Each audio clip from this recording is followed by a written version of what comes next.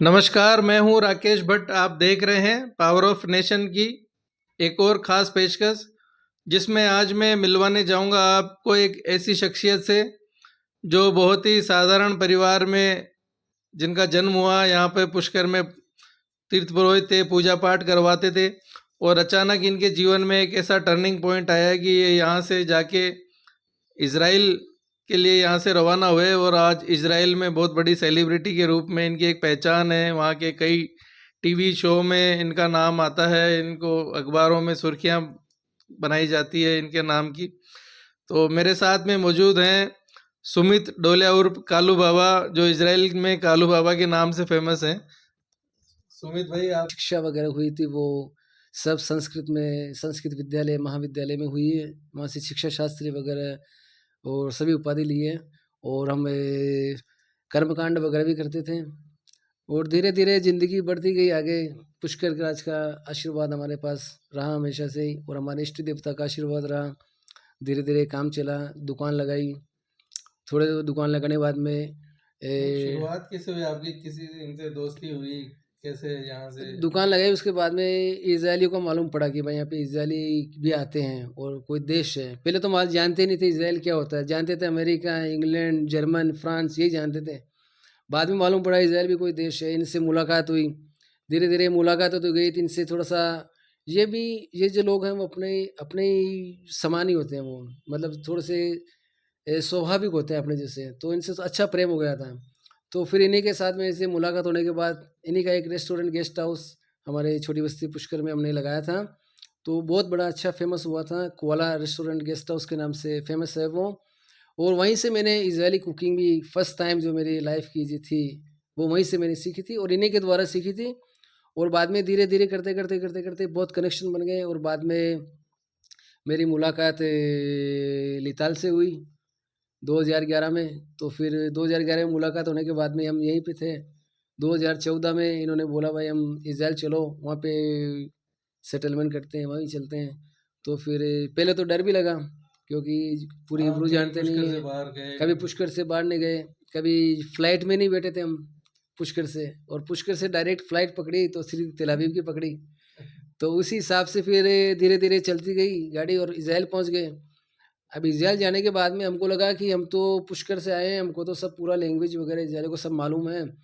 लेकिन वहाँ जाके हमको भी एहसास हुआ कि हमको भी पूरी लैंग्वेज नहीं आती है, हमको बहुत भी कुछ सीखना बाकी 10% है। आती होगी ज़्यादा से ज़्यादा। तो हमको वहाँ बहुत सीखना पड़ा, पूरी लैंग्वेज सीखनी पड़ी, पूरी ब्यूरोक्रेसी वगैरह। 1 साल का मैंने वहाँ पे पूरा मतलब स्टडी करा इनका, कैसे इनका ब्यूरोक्रेसी चलती है, क्या इनके रूल्स हैं, क्या इनकी लैंग्वेज है, कैसे ट्रीटमेंट होता है, कैसे बात करी जाती है, बिजनेस ओपन कैसे होया जाता है। सो मतलब वो सब 1 साल का जो टर्निंग पॉइंट था वो लैंग्वेज वगैरह सब मेरे को सीखना है। और हम तो संस्कृत पढ़े हुए हैं, संस्कृत सभी भाषाओं की जननी। बिल्कुल।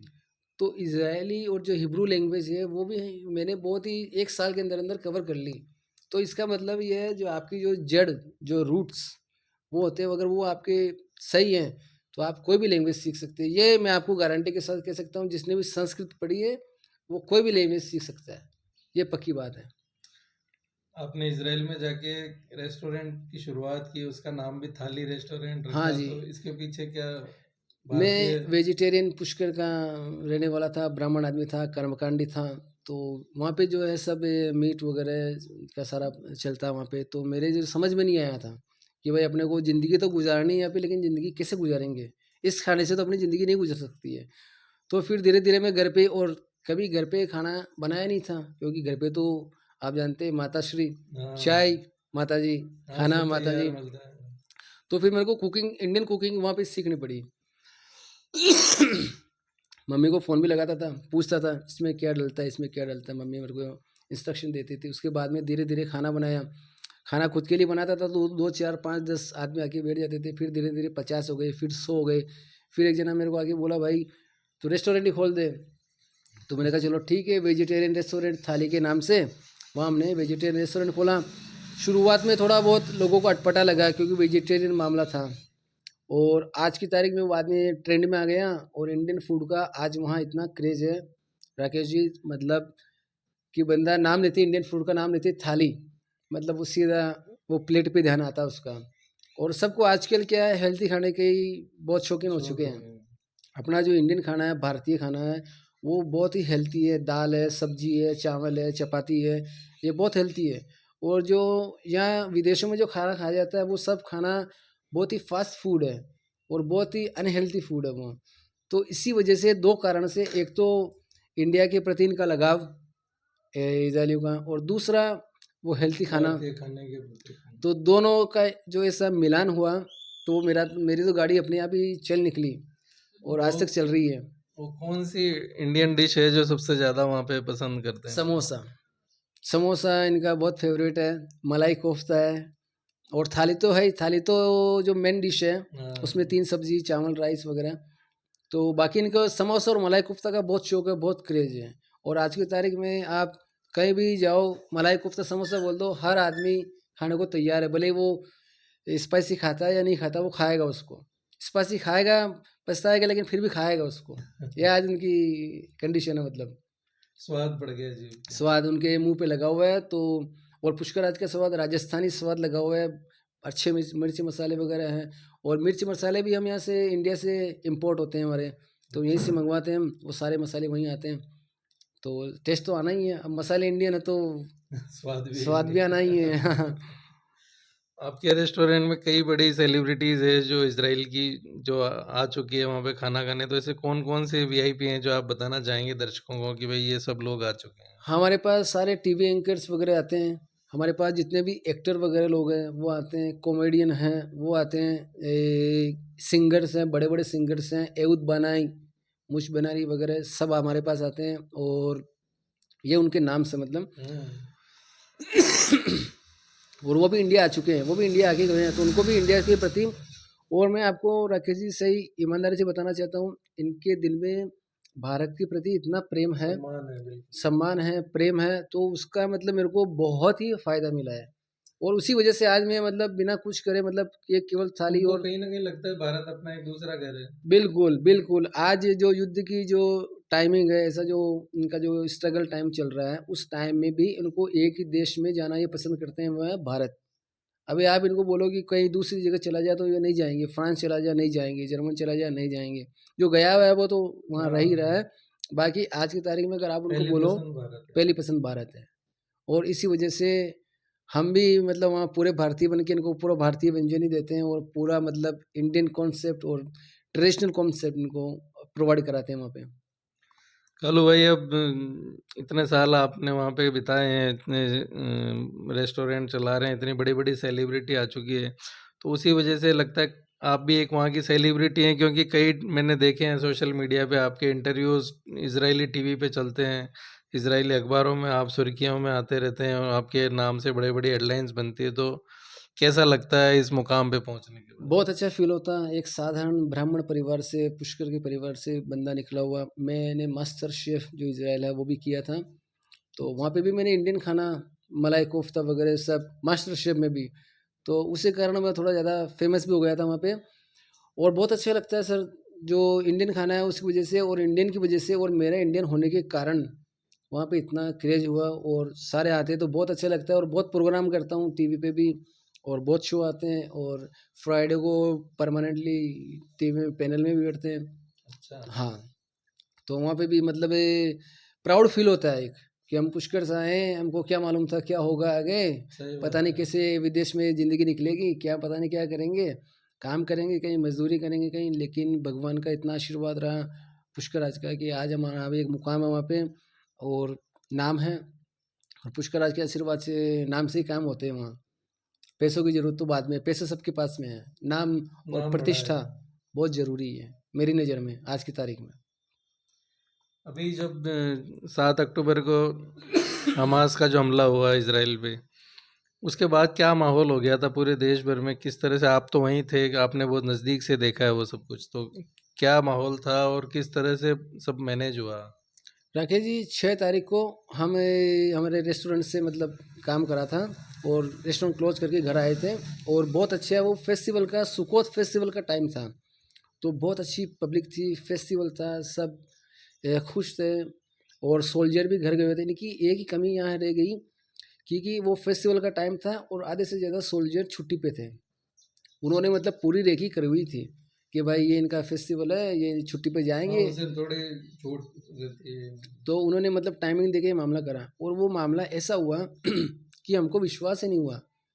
मतलब किसी को विश्वास नहीं हुआ वहाँ पे रहने वाले को कि इज़राइल जितनी स्ट्रॉन्ग कंट्री के ऊपर ऐसा हो सकता है, क्योंकि इनका सीधा सा रूल्स है, इनको छेड़ो तो ये छोड़ेंगे नहीं आपको। इज़राइल की कमी कहीं नहीं थी, कमी एक ही थी, बस फेस्टिवल था।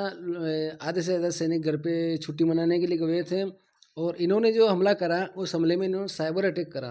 तो उस साइबर अटैक के कारण इन्होंने सारे कैमरे वगैरह जो भी होते हैं उनको सबको पहले ब्लॉक कर दिया, ताकि क्या है सूचना ज़्यादा से ज़्यादा पहुंच नहीं सके।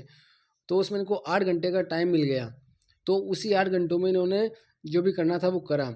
लेकिन आज तक इनके मन में जो भी वहाँ पे रहता है उनके मन में वो डर, वो एक बैठा था।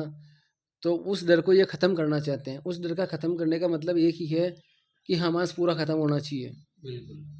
नहीं तो ये चैन से बैठने वाले नहीं है, क्योंकि इनके मन में वो डर आ गया कि ये आज नहीं, 2 नहीं, 4 साल 5 साल बाद वापस ऐसा हो सकता है। और जो भयानकता हमने वहाँ देखी है राकेश जी, हम आपको बयान नहीं कर सकते हैं।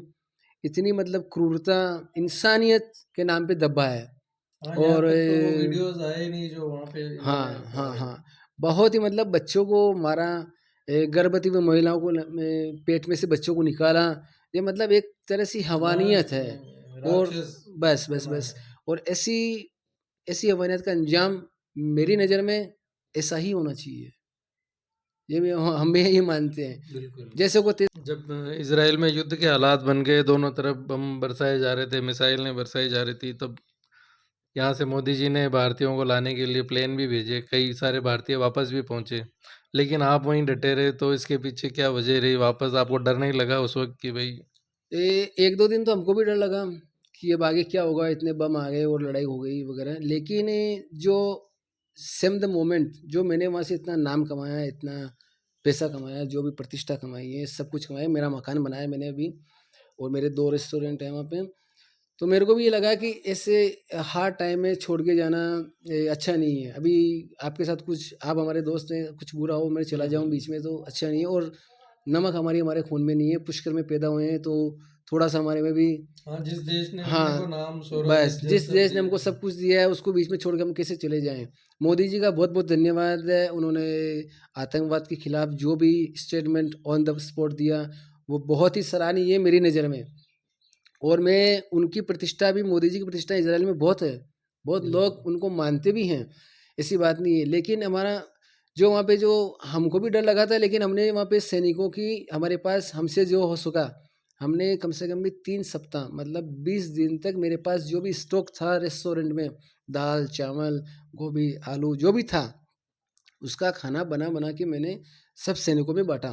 बिल्कुल। तो उससे मेरे को भी बहुत अच्छा लगा कि मेरी तरफ से सेवा है, हाँ, और अपन उनको भी बहुत कहीं अच्छा लगा। कंट्रीब्यूट कर सकते हैं ज़रूर ज़रूर इजराइल के लिए, ज़रूर। कुछ भी कर रहे हैं। और मैं जो कर सकता था मैंने वो किया, उस देश के लिए भी किया जिस देश ने मेरे को नाम दिया, शोहरत दी, सब कुछ दिया।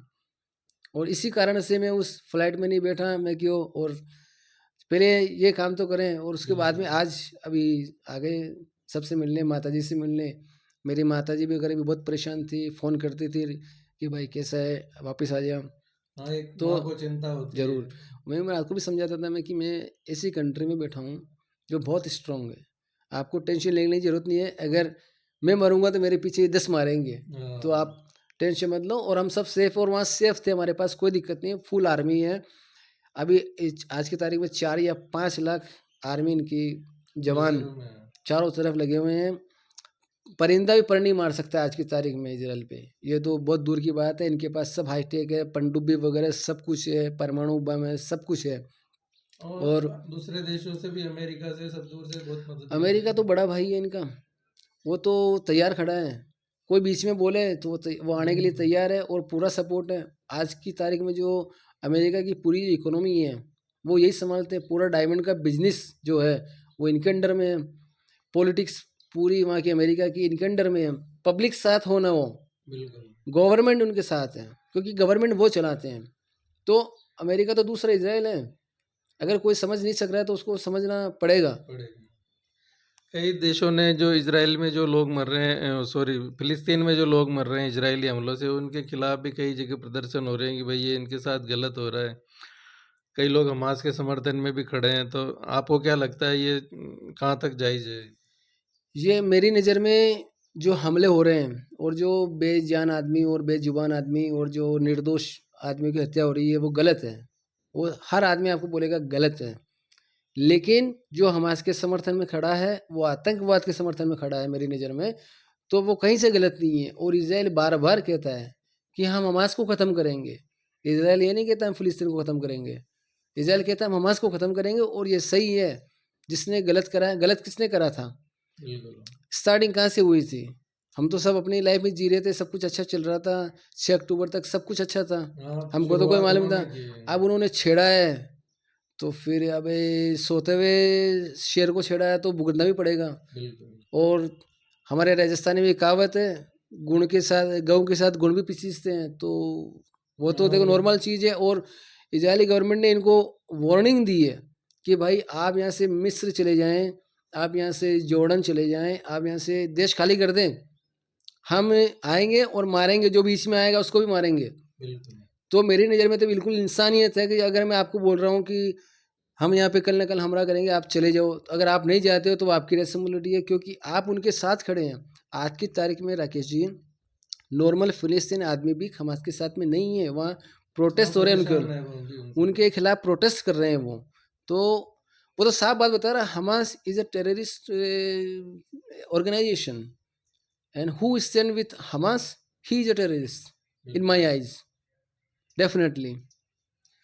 कालू भाई, आखिरी सवाल, आप 24 तारीख को पुष्कर पहुंचे थे, 25 को यहाँ मतदान था, आपने 5 साल बाद लगभग इंडिया आए और आते ही वोट डाला, तो कितनी कीमत है इस वोट की, या कितनी अहमियत मानते हैं इसकी? मैं सब वोट देने का मतलब है मेरा एक हिस्सेदारी है, मेरा एक जो इस देश निर्माण में जो मेरा हो सकता है वो मैं करूँगा। और सही व्यक्ति को चुने, शिक्षित व्यक्ति को चुने, पार्टी फोरम से ऊपर उठकर चुने। मैं तो आपको सही बात बोलता हूँ, जो बंदा लाया है उसी को ही वोट दें, न किसी के बहकावे में आके वोट दें। अपना विवेक से वोट करें और ज़रूर करें।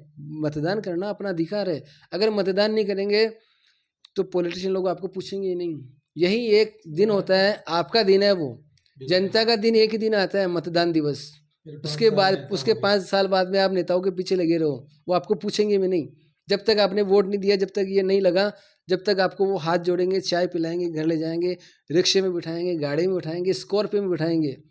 मतदान करने के बाद में वो आपको पूछेंगे भी नहीं 5 साल तक।